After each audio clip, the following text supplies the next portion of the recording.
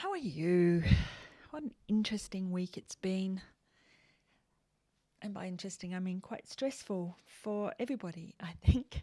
So, I really wanted to do a social media news last week, but almost all of the news was to do with the election, and anything to do with social media was to do with the election. And one thing that I've learned is that it's extremely hard to get inroads into the algorithm when the algorithm is focusing on a trending keyword. It's called a viral spiked event, and it takes over the whole news feed. So for small sections of the community, from time to time, something like a football grand final or the Olympics will dominate the news feed, not for everybody, but for those people that are interested in sports particularly, my friends. And every so often something comes along that absolutely dominates every news feed.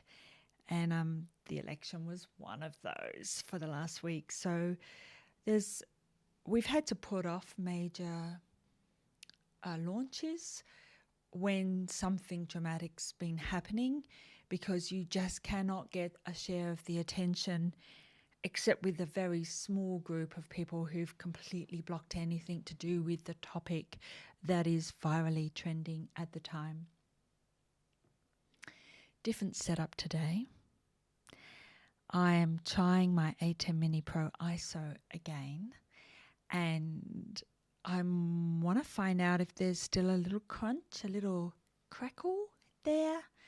And yeah, it's been an ongoing issue. We think it's the thermals. The Mini's fine. It's just the ISO that's problematic. Friday, the whole thing completely crept out while I was doing a Zoom training for actually politicians, interestingly enough. And I had to just go like this and go 1 minute and then completely restart, pull out the plug and everything for Blackmagic and then plug it back in again to try, because I know that the other stuff doesn't reset it.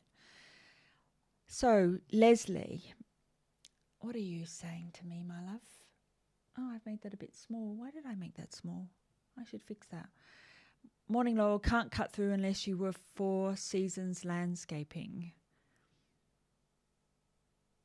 Oh, you're doing landscaping on your property. Yes. Especially if you're outside of radio or internet coverage, then you don't get caught up in the dramas that are affecting everybody else. Drama, comedy. All right, so today what we're going to do is I'm going to see what social media news there is. I want to have a chat about InnoReader, brand mention, Happy Planners, and someone else. I forget who, but we'll have a look. So what happens when I press this button? Perfect. This is Feedly. I've had a paid subscription to Feedly. I pay monthly for years now, years and years and years. And I have always taught it to clients. I've always taught it at university, to undergraduates, postgraduates, to businesses that come in. And, good little tool. I am going to switch across to InnoReader at the end of the month. I'm waiting for Black Friday. And the reason I'm waiting for Black Friday, because we don't have Black Friday as strongly in Australia as they do overseas in America. And I always get caught out. I always pay the full fee for something, and then 10 days later it's Black Friday and everything is 50, 60, 70% off. So I have learned my lesson. I'm waiting for Black Friday and Cyber Monday, and I have a shopping list. Last year, I put up a video on everything that I bought on Black Friday, all the social media tools and measurement tools and marketing tools and email tools and whatever. So I might do the same again this year, just so that you guys know what I bought, what I didn't. Anyway, let's have a look. I've reset up Feedly to a certain extent. I've created a folder called Use, just because I couldn't think of another term for it. I probably could have used favorites. And I put the most current feeds in there because I've noticed that a lot of my feeds are dying and have not been updated since March. And this is a challenge with the pandemic. People are not doubling down on their marketing. They're not doubling down on their community engagement. They're not doubling down on their comms, and they are losing, and they will find it harder to come back. But those of you who are keeping on going, who are increasing your brand worth within the community, will do much better when things, well, if they don't return to normal, go to COVID normal, to the new baseline. Trump backers tricked into joining Gay Communists for Socialism on Facebook. I've seen this happen a lot. So Stop the Steal group acquired 40,000 members and then renamed themselves. And it's one of the reasons why Facebooks and other platforms block name changes, or you have to put up verified documents to do a name change, or you're only allowed one name change. And in this case, yeah, it's a double gotcha. There's a term for this. In fact, I think I mentioned it in the last video when I said that a mining company, an energy company, had created a page called Clean Energy for Australia and then renamed it. And it was all done through a global agency out of New York. It's part of dark marketing, black hat marketing, like black hat SEO. Okay, I'll be honest. I don't actually know that that's a term, black hat marketing. I know black hat SEO is, so we're going with it, okay? Let me just go to this one. And I'll tell you what I'm going to do. I'm just see if I can expand. Boom. So Franklin's saying Parler's having problems. Yes, I had a lot of technical problems this morning. And we will go on. Actually, let's have a chat about Parler because it does reference a little bit about what's going on here as well. So Parler is the outreach platform, the outlier platform for right-wing politics, particularly from America. And one of the reasons they're there is because Twitter and Facebook are censoring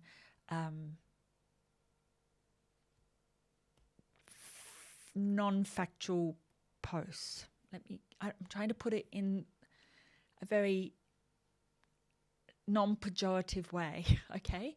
Because it's not a judgment call on left or right-wing politics. So Parler came in, very small, very niche, and I don't think they expected to grow the way they did.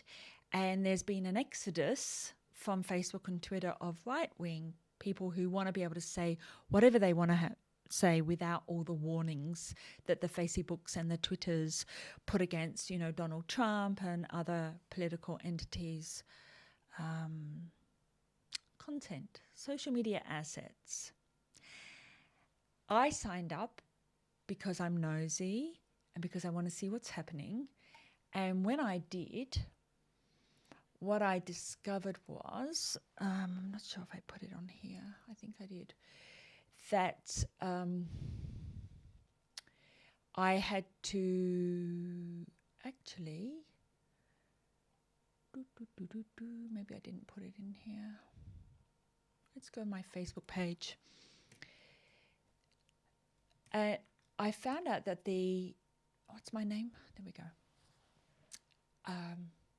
I couldn't sign up. I tried to sign up 3 times.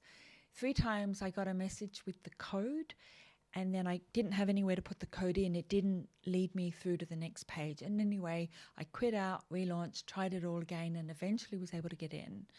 And it was interesting to me as what I found was my recommendations as an Australian, and I put an Australian telephone number in, was that I should follow Ted Cruz, Sean Hannity, Diamond and Silk, and I'm assuming a bunch of other people that are quite right-wing, quite Republican.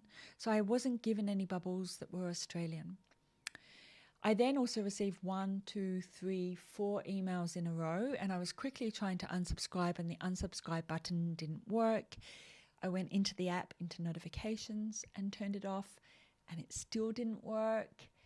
And it would unsubscribe me and then flip me back and say error, resubscribed.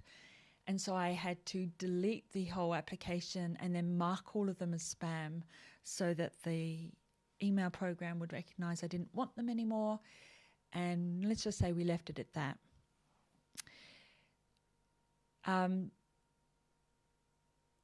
So Franklin said, Parler's having problems. The timing is suspicious. They're limiting opinions. Okay. It's important to understand that with communities of interest, not platforms, communities of interest, it is important to have everybody united on purpose, united on what they're going to talk about, and then they divide on values. So they unite on purpose, then they divide on values. I got rid of the Stream Deck for this session. I'm actually using my keyboard hotkeys, which are doing the job reasonably well if I remember what each key's for. We unite on purpose, we divide on values. We unite to talk about football, and we divide on which team is best, which coach, blah, blah, which umpire or referee. Why did I choose sport? I don't like sport. We unite on religion and then divide on values within religion. We unite on politics to talk about politics and divide on how things should be done. So we often unite on the big picture and divide on the follow through and the tactical implementation of things. You always want to mark trolls as being people who are not united on purpose. So for me, if I'm running a page for vegetarians and meat lovers show up and start saying, get some meat into you, which happens, then you want to block those people because they're not uniting on purpose. They're simply dividing on values. So we move them out. With Parler, if they're going to focus on right-wing politics, for a start, anybody who comes in that's not right-wing is clearly going to be a troll or not uniting on the values of that community. But just like Facebook was created to chat, to score the girls at university, I think, wasn't it? Some sort of ranking system for the girls. Let me know in the comments what you'd give me. Don't you dare. Hot or not. It moved beyond that. So Parler's clearly having teething issues. We divide on corruption. Okay, that's an interesting comment.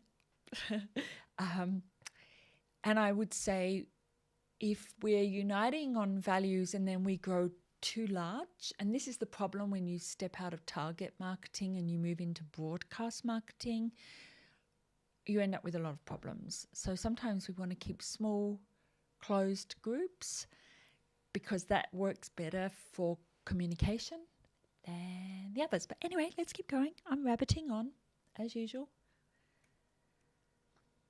If you're coming in from LinkedIn, could you please let me know, because I've discovered that not all of my my tools and the LinkedIn the LinkedIn API does not work well with tools, and that's, I do believe, that's a LinkedIn issue. Okay. Zuckerberg needs all the help he can get, a la Facebook. That's a comment. What I want to say is that this is important. I personally do not want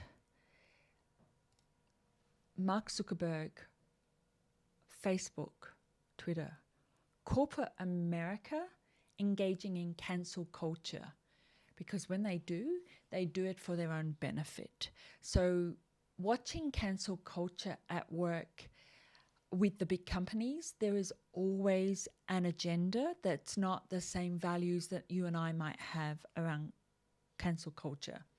So if you're not aware, cancel culture is where we decide that we're no longer going to use a product.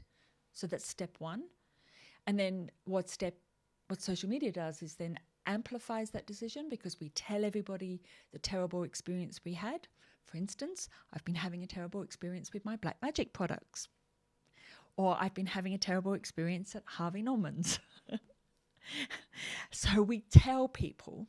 And then the third one is that people gang up, and on the basis of one or two or three people's experience, they choose to engage in cancelling that product, service, brand themselves. So they excommunicate it from the community. Is that the right word? I think it works. You know what I'm talking about. And some of those things,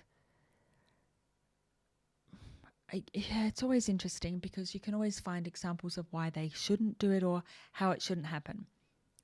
In Australia, it's against the law to incite people to cancel culture. So I always am very clear to say, I had a bad experience. I'm no longer using that product. You do what you want. And that's due to the regulations around the Tasmanian wood forest product cancel culture thing. What I would suggest is, once companies jump in, then they put their marketing dollar into cancelling products, services, brands, companies that you may not know the background why they're cancelling them. So when Donald Trump went into cancel culture against Amazon and Amazon deliveries, and then off of the back of that, all the delivery services, he was attacking Jeff Bezos, because Jeff Bezos owns media companies and newspapers that are not favourable to Donald Trump. So you always have to go step back, step back, step back. If you think fake news is bad, fake media, I think you might want to not hold your breath for fake values and fake companies. So in the same way that we saw that Trump backers were tricked into joining the wrong group, and I just think we're going to have to dig in and dig in and dig in to get the little hidden stuff and find out why these companies are ganging up and doing cancel culture. Maybe they're all owned by the same multinational. That can happen too, I guess.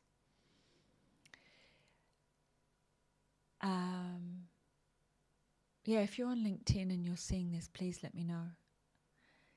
All right, so what else do we have for you today? So yes, I'm moving across from Feedly to InnoReader. I just want to try, and also because InnoReader combines Fetch RSS, and which I have to use Fetch RSS with Feedly, and I want them both together in the one product. So I'm probably going to use InnoReader. My assistant keeps getting requests from brand mentions to join brand mentions, and we've written back a number of times and said we already belong to brand mentions, and then they keep emailing back, and now they're emailing me directly with, we can't get through to you through your assistant. And so I'm almost certain, in fact I'm pretty sure that what we told them, and I just want to check this. Yeah, I have lifetime access to brand mentions. I think I got it through AppSumo. I'm not sure. So brand mentions, if you're managing, curating, monitoring your own brand, please note from this video evidence, I have lifetime access to your product. I teach your product. I've shown it to thousands, actually tens of thousands of social media managers over the years, And I'm not I don't think I'm an affiliate. Not that I join affiliate programs because I'm nosy, not because I actually promote them. That's fine. I don't mind telling clients and students and social media managers about your product. I have lifetime access to it. I do not need, in return for mentioning it, anything else. So please hear me. I don't need emails. My assistant doesn't need emails. If we email you, please don't email back a few weeks or a few months later asking us to join your brand ambassador program or whatever it is, because kind of already doing it. Why? This is the thing with influencers, is that it's like influencers are a whole new segment of the market, and they are so not.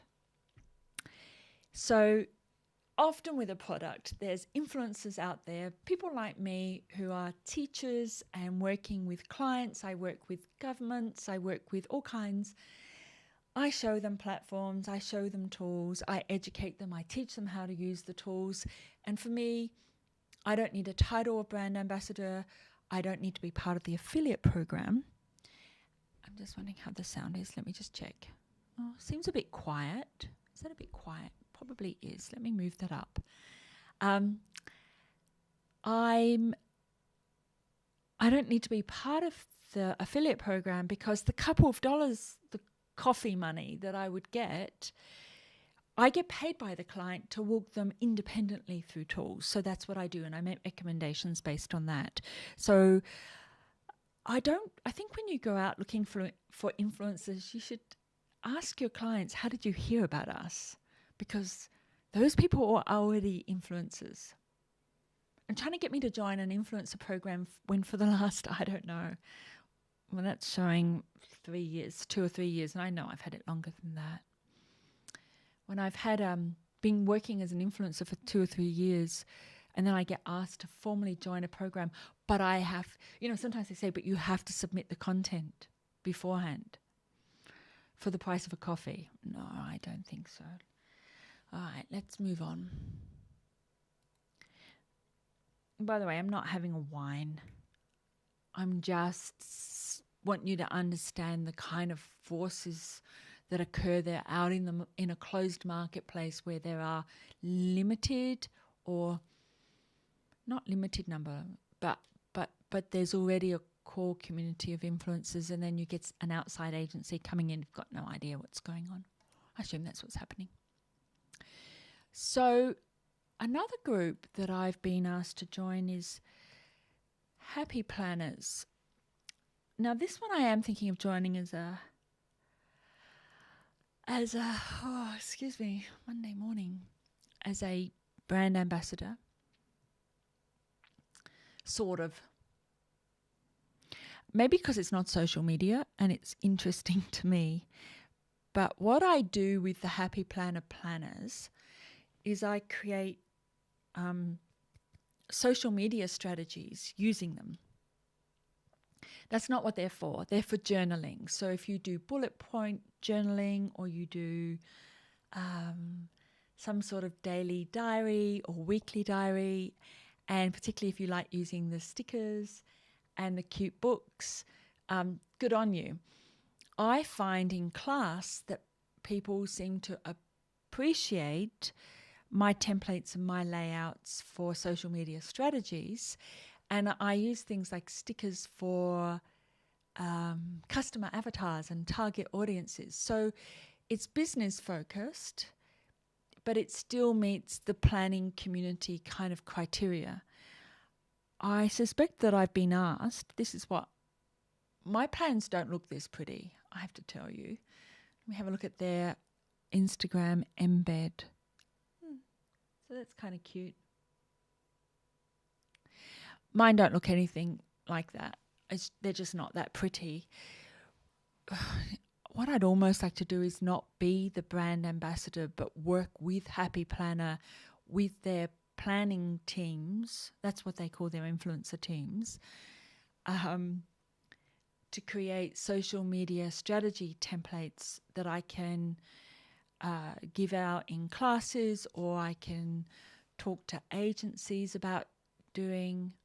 Because one of the things to remember is when you're writing a strategy, you actually want to be away from the computer. I don't mind if it gets translated to the computer later, but when you're using that side of your brain, and I can never remember if it's the left side or the right side, so let me know, then you kind of want to use this in a way to get creative and to free think, which you can't do as much on the computer or iPad. You probably can if you're sitting there doing dot points, but for some people doing planning in a visual way is more exciting for them and more creative, and they write better plans. Plus, it's cute when I give it to the client. And obviously I can give them the online version and the documents and the, white papers and research papers and all that kind of stuff. But these kind of pretty layouts do tend to be appreciated, particularly by the marketing and comms team. So I'm not sure. I'll have to investigate what it means to be a happy planner, brand ambassador or influencer or part of their PR team. But I would like to work with them on creating beautiful planner booklets that are around my social media plans. So my 9-step strategies and how I deliver plans to government and corporates and things like that. Katrina asked on Facebooks, let me put this up on the screen. Morning, do you use one book per client? I do. I have a prototype book that I can show in classes, but typically I have one book per client. There's an exception to that. I have a customer avatars book where every time I find data-driven customer profiles, then I just create, that's just one book. What you have to remember is that I use the sheets, so I can just print the sheets up and put them in the booklet. I use templated sheets and then fill it in for each client. My clients are not same. I don't think same works for any client. So even if you have 2 hairdressers in the same suburb, they do not have the same clientele. So you can't have the same content diary. That clientele does not respond to the same promotions. So some appreciate coupons, some don't. The voice, how you speak, luxury versus whatever branding, you have to shift and change voice. So each book outlines for each client their different market positioning. Are there duplicates across clients? Yeah, to start with. And so we'll take senior citizens and split them up into 4 to 6 groups, from golden days, directors of boards and traveling first class around the world, through to prudent nostalgia, which is living pension check to pension check and coupon to coupon. So we split them all up. But then once you get into an actual geolocale for the strategy, you'll probably find that they'll be different. So some of them speak different languages, so we need to make notes about languages and culture. Or some areas have Roman's supermarkets, so we're listing them under brands, and then others have Aldi. So there's going to be some differences from book to book. The more you do, the faster you fill them out. I don't know if that answered your question, Katrina. I hope so. How long will we be going for? Exactly 30 minutes. Let's keep going a little bit longer. Again, with these sessions, I don't promote them. I just do them when I'm looking to test technology. So I'm still testing my new mic. the setup's the same. The cables and everything are the same. But I'm also, and I've noticed the new mic made no difference at all with the Blackmagic A10 Mini Pro ISO. I was still getting crackling, still getting issues with it. Hey ho, we'll keep going. Okay, so what else do we have in here? What is Facebook's telling us? So October inauthentic behavior report.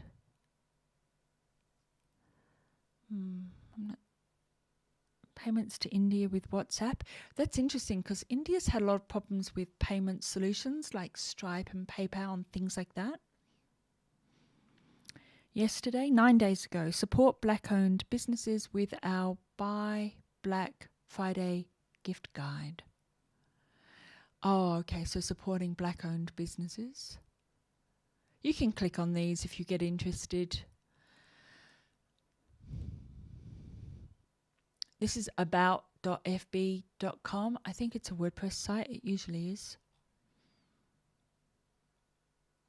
They're on WordPress VIP. Have been for years. I saw something today. Let me see where it is. It was in here and it said, stay away from politically charged conversations. And there's Facebook wading right in.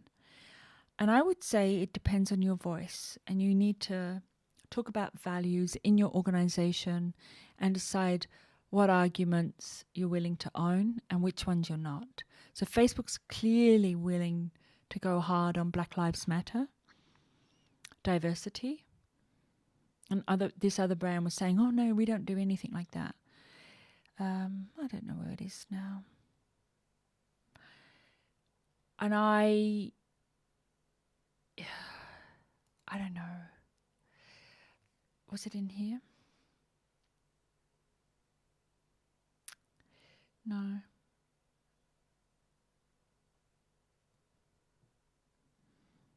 Okay. If I find it, I'll put it up in the description. But it was a post from a brand saying don't go anywhere near values-driven discussions. And I know you open the door to trolls, but I also think you get a lot more brand love, brand loyalty. And if you're working really hard to be a member of the community and not just inflict your products and services on the community, then maybe you have to bite the bullet. Now, it doesn't have to be about politics. Maybe if you're a local business, you want to support the local football team and be willing to accept the fact that you're going to get negative criticism from the competitor football team. What are they called? See, I don't know anything about sports. Is it the opposition? The opposing team? Something like that. What else do we have here? Oh, it's all about... See, I like this stuff because it's about algorithms, but... Reimagining a more equitable sharing economy in the post-COVID-19 world. The sharing economy hasn't fulfilled its utopian ideal. No kidding. You have a look at Uber and Airbnb and all the shenanigans they've got up to. And I really saw the sharing economy, peer-to-peer marketplaces, community algorithmic generated currencies like Bitcoin as being the great equalizer, the democratizing economies. What a naive fool I am.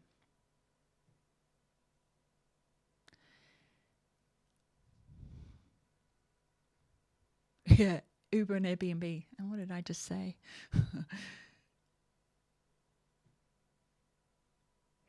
I think the problem is that they're not democratized. They're still centralized around Airbnb or these startups. I would like to see a real peer-to-peer platform. Even PayPal has all these rules and regulations. Makes it very hard to really create a peer-to-peer economy. Fun fact, I took out a Bitcoin-style patent 3 years before Bitcoin was out. An algorithmic community-generated currency to reward behaviours that was decentralised. See, DoorDash, these guys have had troubles on social media, the way they treat their staff and trying to get around regulations that protect their staff and things like that.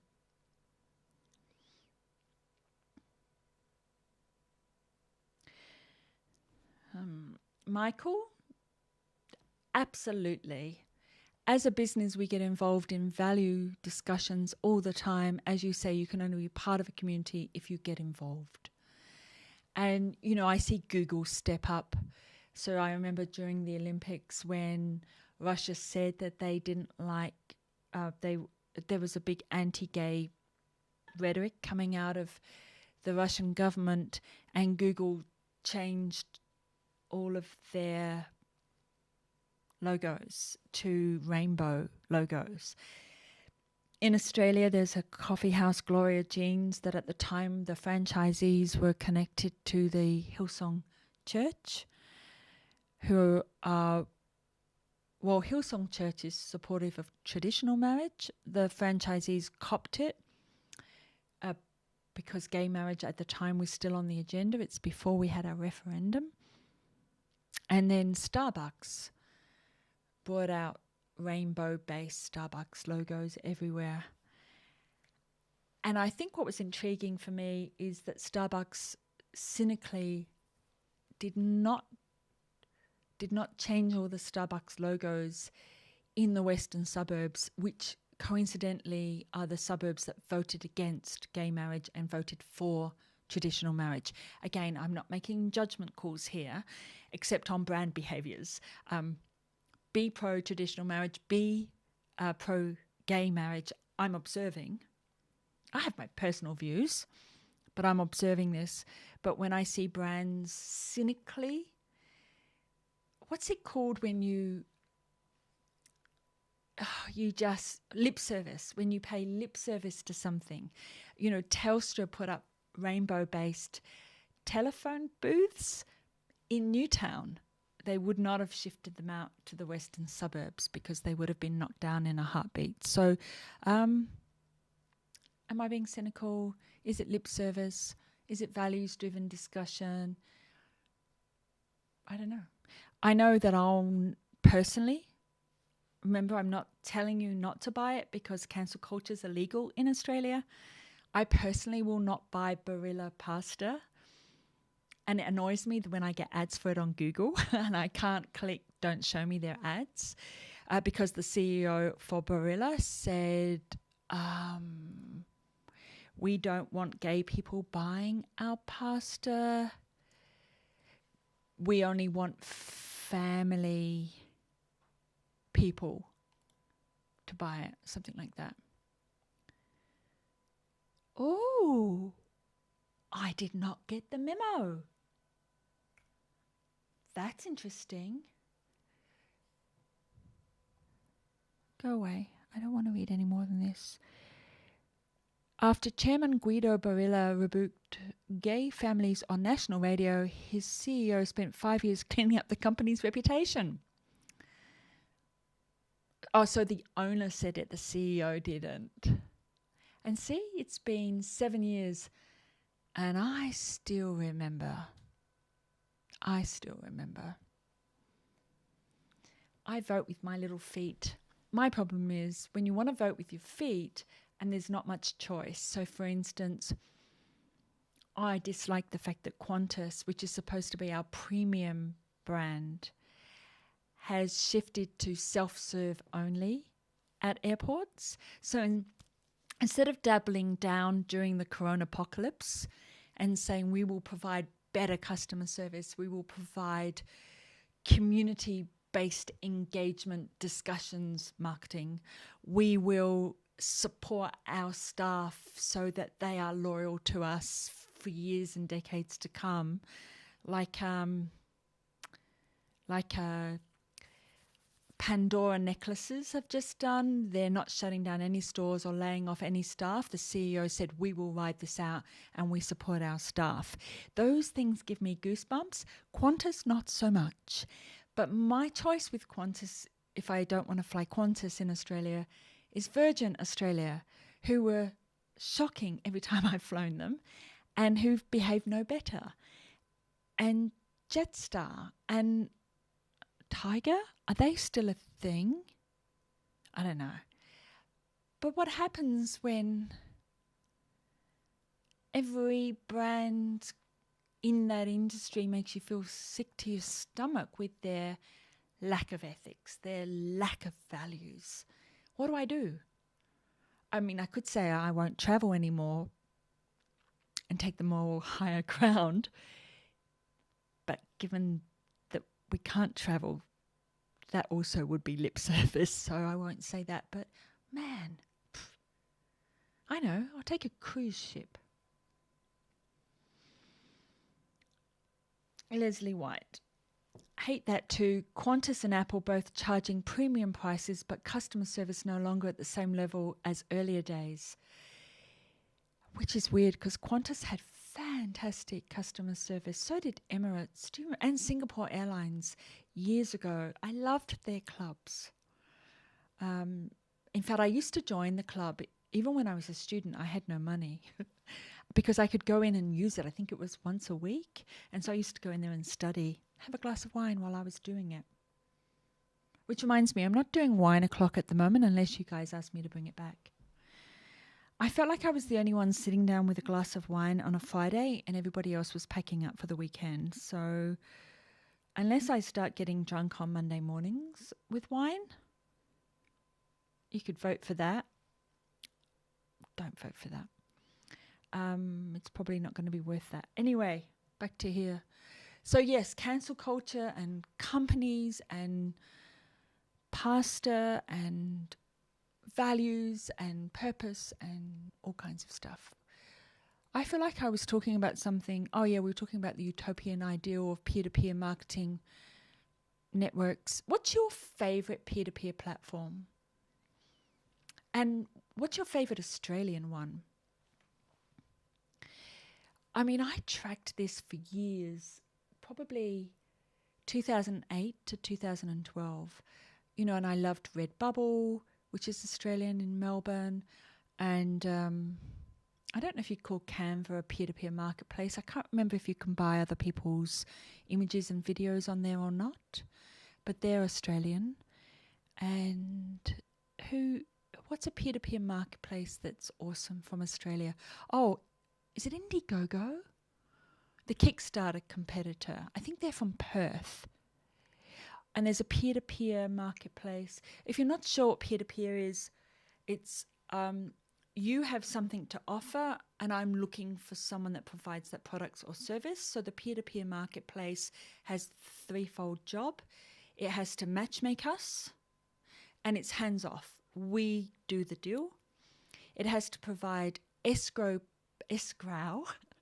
payment, so a secure payment like eBay does, you know, money back guarantee, yada, yada, yada. It's not like showing up at somebody's garage sale and giving them $10 for something and getting home and finding out it doesn't work after all, or buying a car for $14,000 and finding out it doesn't work. And the third one is a sort of a transparency, authenticity, reputation building. So peer-to-peer marketplace for tradespeople means I can put up, I need to have the guttering done on my house, and I put up a photo, and then the tradespeople can bid on that work or whatever it is, however the system wants to work. And then I get a choice to choose the tradesperson with the best portfolio, the best reviews, the ones who put up before and after photos. So there's a reputation, authenticity and transparency section as the third part. And without those three things, you don't really have a peer-to-peer marketplace. So if the owner of the marketplace is doing editorial curation and only choosing the services that they want to promote, then that's a B2C to my mind, that's not a C2C. So C2C means consumer to consumer. B2C is business to consumer. If there's no reviews, again, if I can't choose the projects or the products or services I want to be involved in for fundraising or whatever, then again, it's not really a peer-to-peer marketplace. So, Leslie, I do think I saw some peer-to-peer travel sites. I don't know if they're still around, but some of them were things like you could hire people to take you on a tour of their town, a food tour. And so rather than using the 2 or 3 officially licensed, this was more like Uber, an Uber tour guide.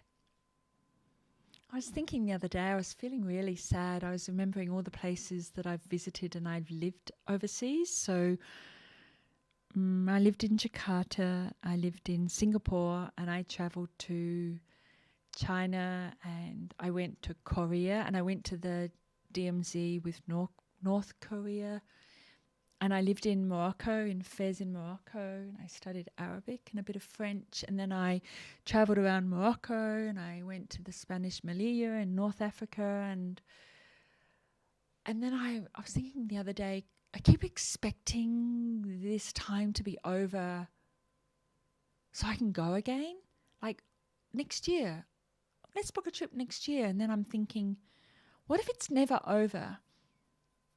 What if, because we can't work as a global community on the basics of wearing a mask, social distancing, self-isolation, if you have, or quarantine, one is if you have it and one is if you suspect you have it or could have it, or maybe have been in contact with somebody who has it for 14 days. What if we globally can't get our act together? And every time somebody hops on a plane, they become super spreader. I don't know. Qantas, get your act together. You're not doing the right thing. You never do, but that's beside the point. I thought it was interesting that Qantas always position themselves as the B2B airline. Alan Joyce said, we are not in the market for families. They can travel with Jetstar. We want I think he said IBMs or Oracles, or maybe it was Coca-Cola's, to use our airline. And if your positioning is at that end of the market, which is fair enough, especially if you think that that isn't being looked after and that there's not enough room at the other end of the market, why on earth are you doing self-serve? Now, self-serve airlines are fine if all you've got is your laptop bag and you're hopping on a flight to Canberra and Melbourne and then coming back the same day. And I've done that so many times. I think I know the convention centres better than I do any other aspect of Canberra or Melbourne. The good old days. But self-serve, what if I have a problem? And I've had a problem before with the self-serve, and I've asked where the help is, and there was nobody, or I had to go up and round and into the Qantas Club Lounge, and thank goodness I only had my carry-on with me. Yeah, problematic. So that's toursbylocals.com. So Leslie just said toursbylocals.com. I know somebody who does this in Shanghai, and I know somebody who does this in McLaren Vale wine area of South Australia. Hi, Mum. Not my mum doesn't do it, but one of her friends does, where they just do tours and things like that. In Shanghai, I'll tell you the same story that I was told, and it actually happened to me. So my friend Lynn said, when you're in Shanghai and you're walking along the waterfront, there's a guy there. I'll just switch to this anyway. There's a guy there, a little old man. Oh, gee, I hope he's still there. And he's very dapper in a suit, and I think he has a bow tie. Chinese man, perfect English, and he used to be the director of a bank or very senior in a bank. And he will approach you and give you a business card and offer to give you a tour. And if he does, take it, do it. And I thought, yeah, right. So when I was in Shanghai, sure enough, I was walking along the esplanade there, along the waterfront. And this man came up very polite and said, would I like to have a tour? And I said, sure. And it was fabulous. Really, really, really good. So sometimes finding the local on the ground, especially if it's come to you word of mouth by another, somebody you trust. I trust Lynn, maybe not on her movie choices, but on her travel choices I do. Oh, so this is like Uber, but for tours. Tours by locals. What do you reckon the chances are of the Blue Mountains of New South Wales being in here? Oh, it's in here. No tours found. There you are. That's going to be my part-time job. What about I'll try New York. There's got to be something here.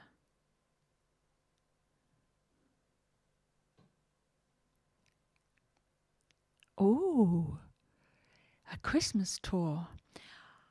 I really want to spend Christmas in New York.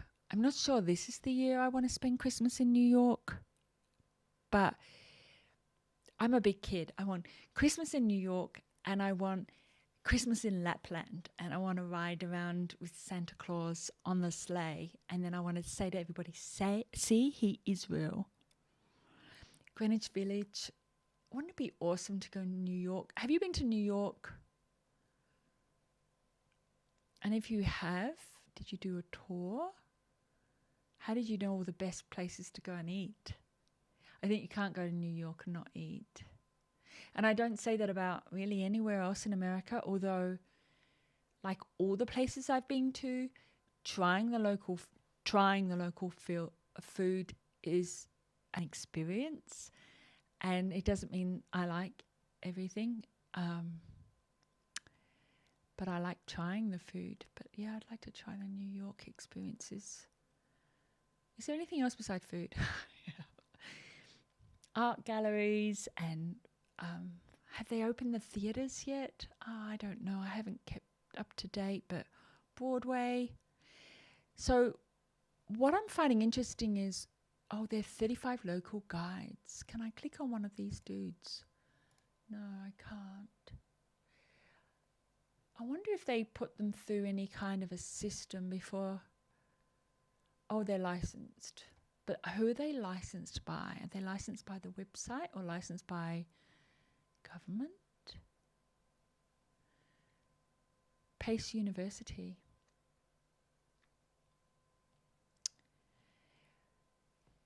You know what I would like to be? I wish I was 20 again. Not because I want to be 20 again, because I was useless, but because the options for jobs and to find a job that you love through peer-to-peer marketplaces, whether it's drawing cartoons or giving tours or language lessons or helping people write books and editing, on lulu.com or anything that you're interested in, it's all out there. You can actually do the Harvard medical degree on YouTube. You won't get accredited. You have to pay the Harvard fees to get a Harvard medical degree. But if you just want to sit there and watch the videos, you can go for it. I think that's awesome. Are they still on YouTube, or did they move to Coursera?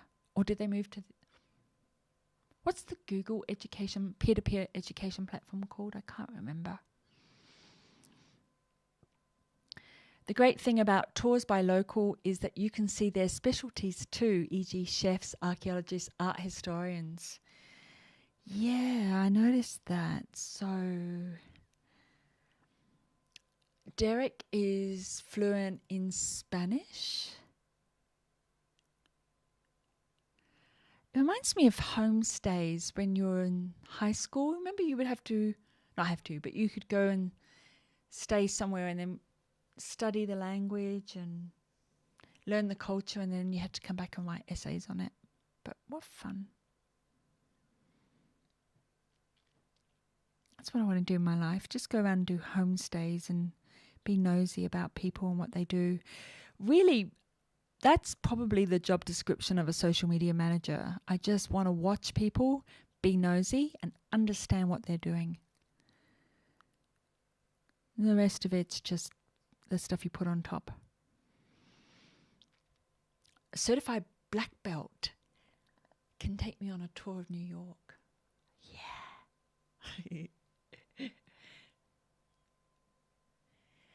Yeah.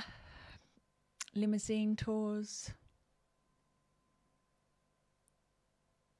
All right. So they are able to put up their credentials and their license. And I'm assuming because of remember I said that these platforms have to have an escrow process and they have to have authenticity.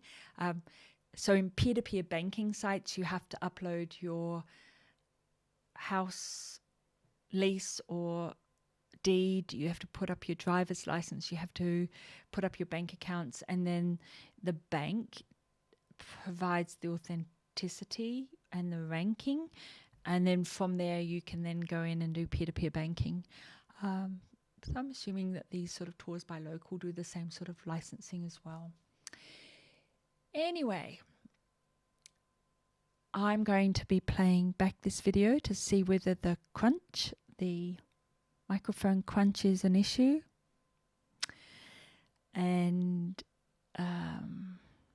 that's really why I wanted to do a session today, and also just for me to chat with you, for us to catch up on the social media news, to talk about a few things that are just rolling around in my head that probably normally I would meet up with people and chat with them about over lunch or coffee, but I live up in the Blue Mountains. I'm not willing to catch a train, public transport for 2.5 hours to a city to do that. So you have to put up with me or not.